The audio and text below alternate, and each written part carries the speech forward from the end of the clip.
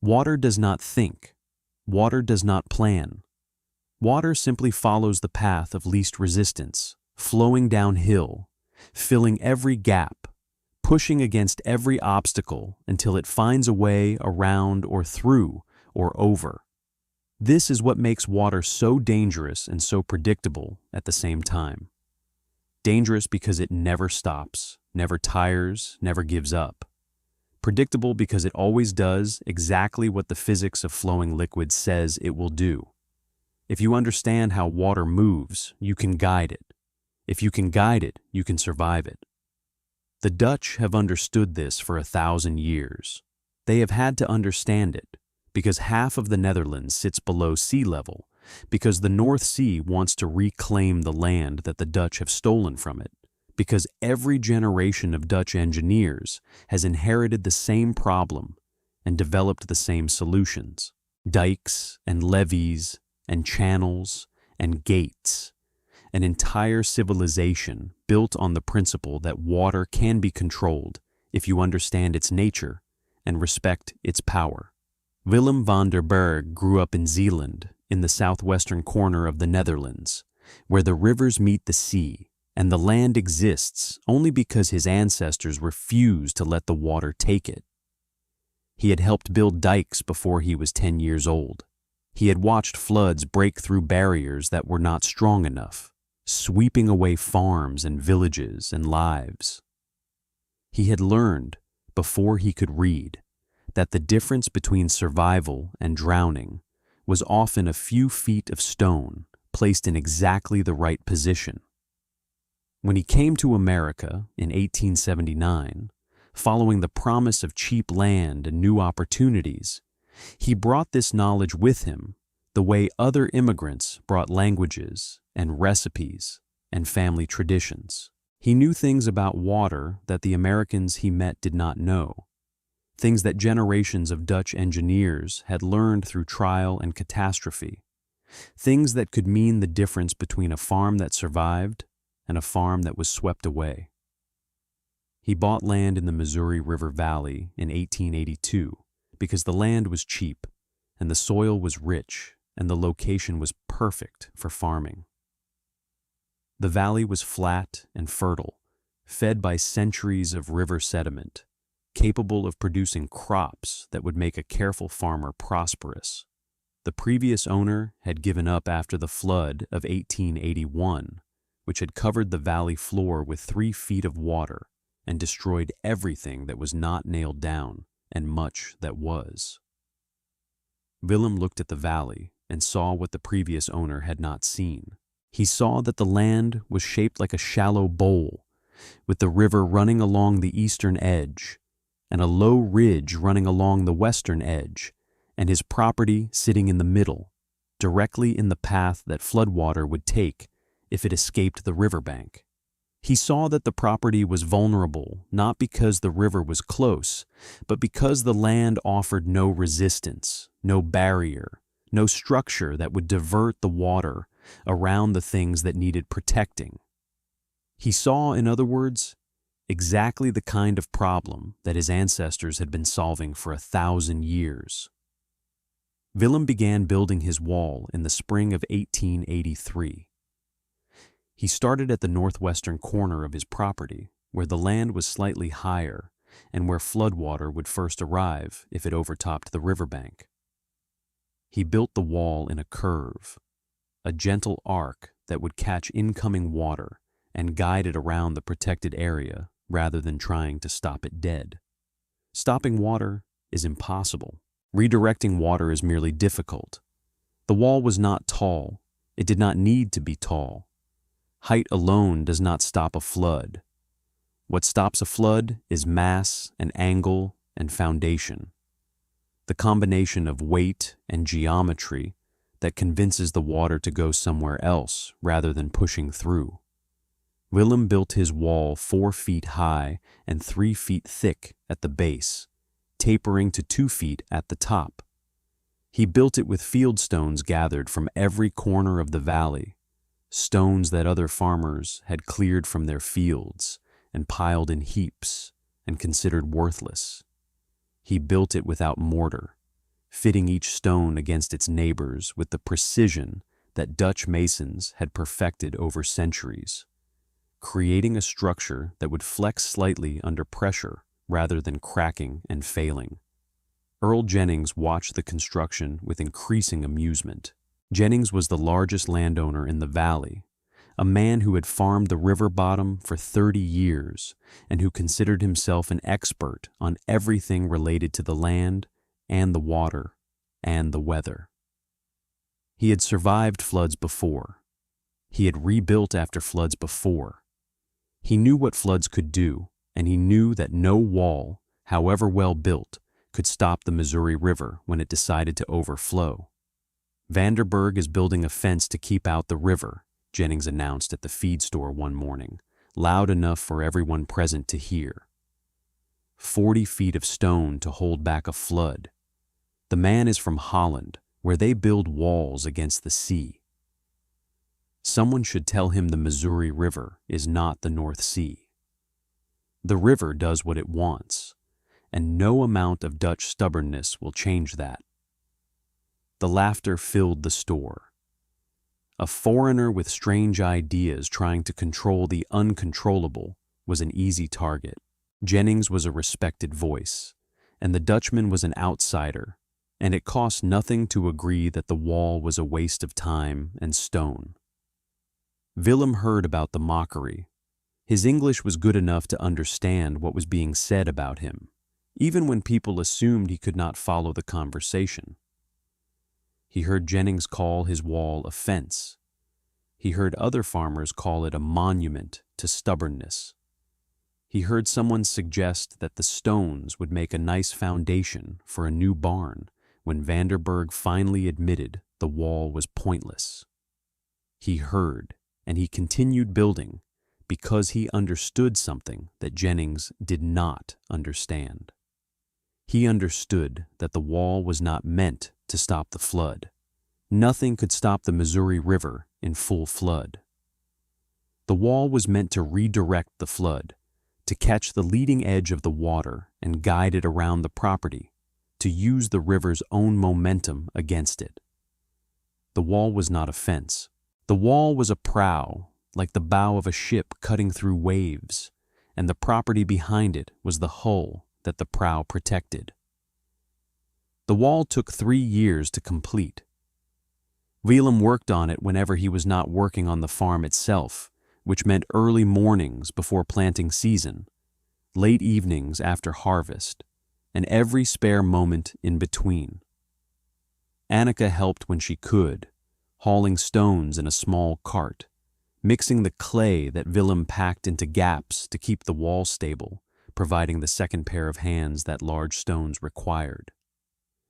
Their children, 2 boys and a girl, grew up watching their father fit stone against stone with a patience that seemed inexhaustible. By the spring of 1886, the wall was complete. 40 feet of curved stone, arcing around the northwestern corner of the property, 4 feet high and massive enough to resist any pressure that floodwater could apply. The wall looked almost natural, like an outcropping of bedrock that had always been there, the stones weathered and settled and permanent. Only the precision of the curve revealed that human hands had placed every stone, that the structure was engineered rather than accidental. The years passed. 1886 was dry. 1887 was dry. 1888 brought heavy spring rains, but no flooding, the river rising and falling within its banks. 1889 was dry. 1890 was dry. 5 years without a major flood, and with each passing year, the mockery grew louder and the wall seemed more pointless. Jennings reminded everyone who would listen that the Dutchman had wasted 3 years building a fence against a flood that never came. Other farmers, their memories of 1881 fading, began to agree that the wall was evidence of foreign foolishness rather than practical wisdom.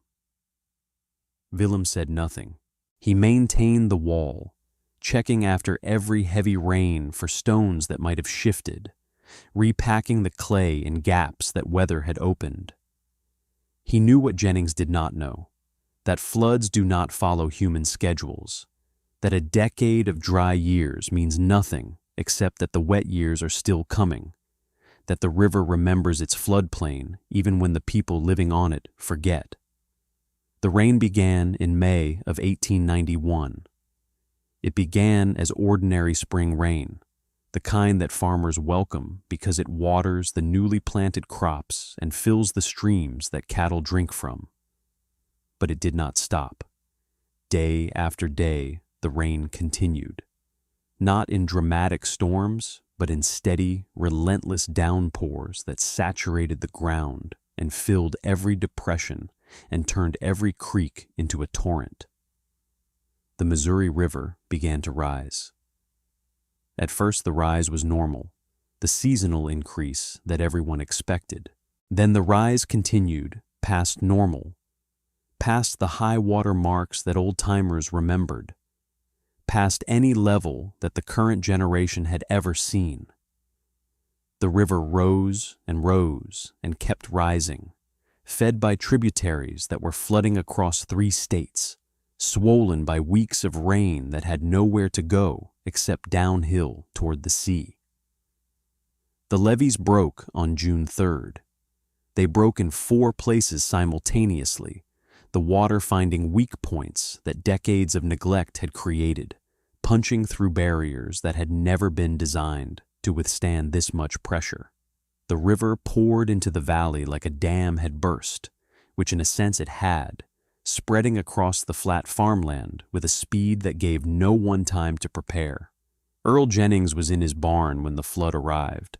He heard the roar first, a sound like distant thunder that did not stop, and he walked outside to see what was making the noise and saw a wall of brown water sweeping across his lower fields, carrying fences and crops and everything else in its path. He ran for his house, screaming for his family, and they barely made it to the 2nd floor before the water reached the 1st, swirling around the foundation, lifting the porch off its supports, beginning the slow destruction that would leave him with nothing but the clothes on his back and the lives of his family. The water reached Willem's property 20 minutes after the levees broke. It came from the northwest, exactly as Willem had calculated, following the natural contours of the land toward the lowest point in the valley. It came fast and brown and churning with debris, carrying logs and fence posts and the bodies of drowned livestock, a killing wave that had already destroyed 3 farms and was about to destroy many more. It hit the wall. The water did not stop. Water never stops. But the curved stone structure caught the leading edge of the flood and redirected it, guiding the flow around the property rather than through it. The physics that Willem had understood since childhood, the physics that his ancestors had mastered over 1,000 years, worked exactly as expected. The water split at the apex of the curve, half flowing north and half flowing south, rejoining somewhere downstream after passing the protected area without touching it. Willem and Annika watched from the 2nd floor of their house, which they had climbed to as a precaution, even though they believed the wall would hold. They watched the water rage past on both sides, watched their neighbors' farms disappear under the brown flood, watched debris pile against the upstream face of the wall to a height of 6 feet without the structure shifting. They watched for 3 hours as the flood crested and began to recede. And through all of it, their property remained dry, an island of survival in a sea of destruction. The flood lasted 4 days, 4 days of water covering the valley floor, rising and falling with the river's fury, destroying everything that was not protected. When the water finally receded, dragged back toward the river channel by the same gravity that had pushed it out, The devastation was complete. 18 farms in the valley had been flooded. 14 had been destroyed outright. The buildings collapsed or swept away. The crops drowned. The livestock killed. 4 farmers were dead, caught by the water before they could reach high ground.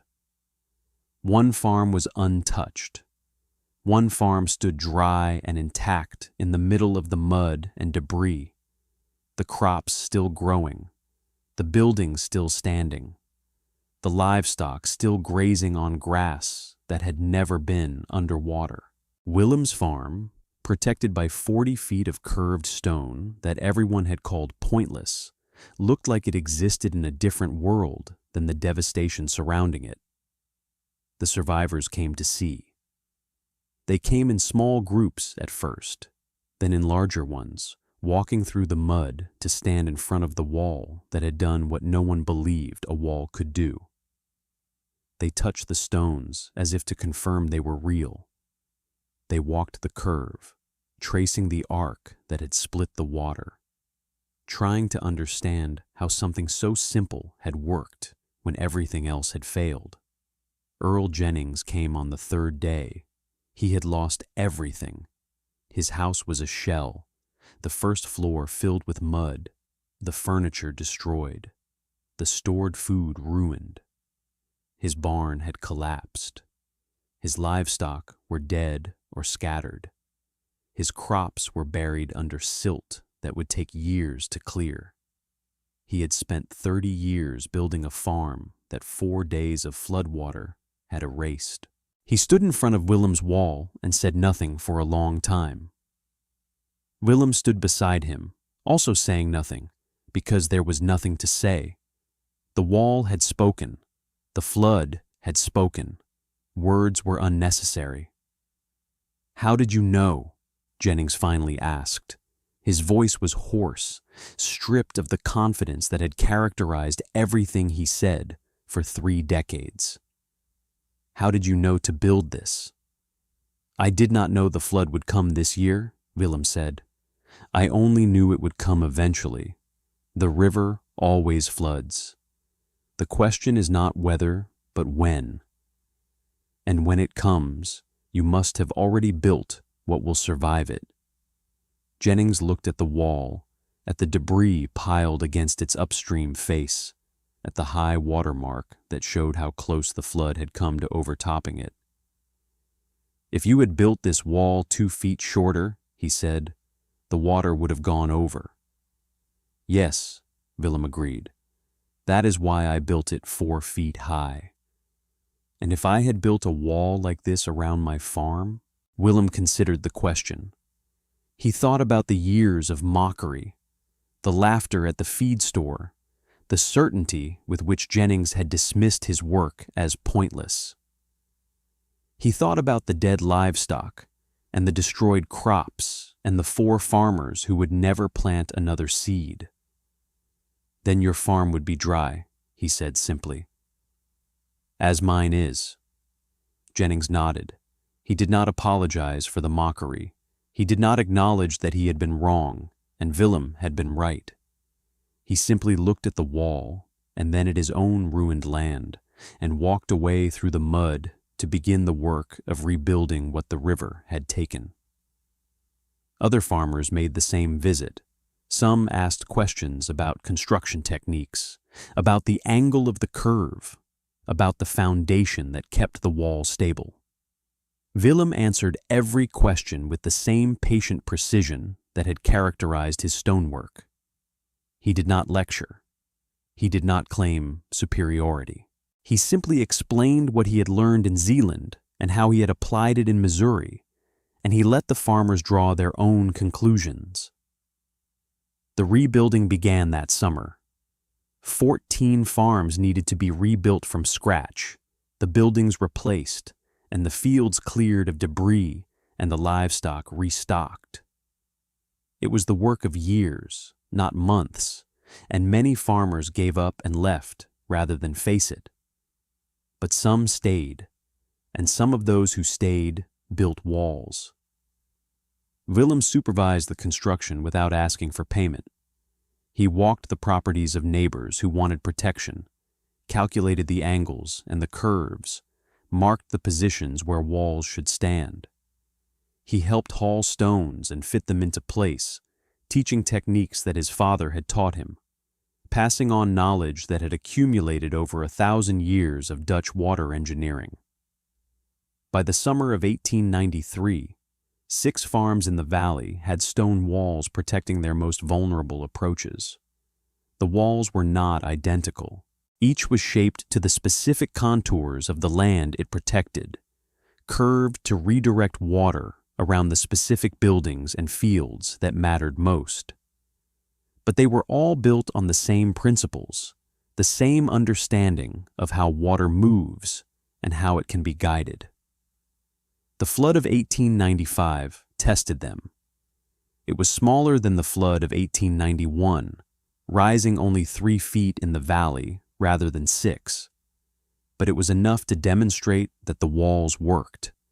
Every protected farm stayed dry. Every unprotected farm flooded.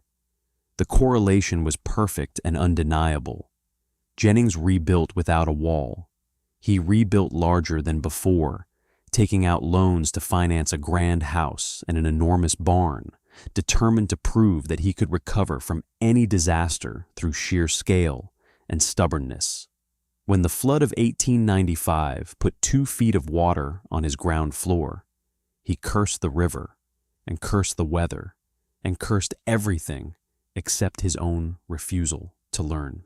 When the flood of 1898 destroyed his barn for the 2nd time, he finally sold what remained and moved to Kansas City, where there was no river to remind him of what he had lost. Willem Vanderburg farmed the Missouri Valley for another 23 years, passing in the spring of 1914 at the age of 75. He died in the same house that he had built in 1882, the house that had never flooded, the house that sat behind the wall that everyone had called pointless. His sons inherited the farm and maintained the wall, and their sons after them, and the structure that Willem had built still stands today, still protecting the same land from the same river that still floods every few decades. There is no plaque explaining what the wall is or why it was built. Willem never wanted one. The wall explains itself to anyone who looks at it during a flood, when the water splits and flows around the protected land, when the physics that Willem understood since childhood proves itself again and again. His grandson tells visitors the story sometimes when they come to see the wall and ask how it works. He tells them about Zeeland and the North Sea and the 1,000 years of Dutch engineering that his great-grandfather brought to Missouri. He tells them about the mockery and the flood and the farms that were destroyed while one farm stood dry. He tells them that his great-grandfather never argued with the people who laughed at his wall because he knew the river would argue for him. The river argues for him still. Every flood, every high water, every time the Missouri escapes its banks and spreads across the valley, the wall does what it was designed to do. The water splits, the farm stays dry, and anyone who understands physics understands why. 40 feet of stone, 3 years of labor, 1,000 years of wisdom. The river has been trying to prove it wrong for over a century. The river has not succeeded yet.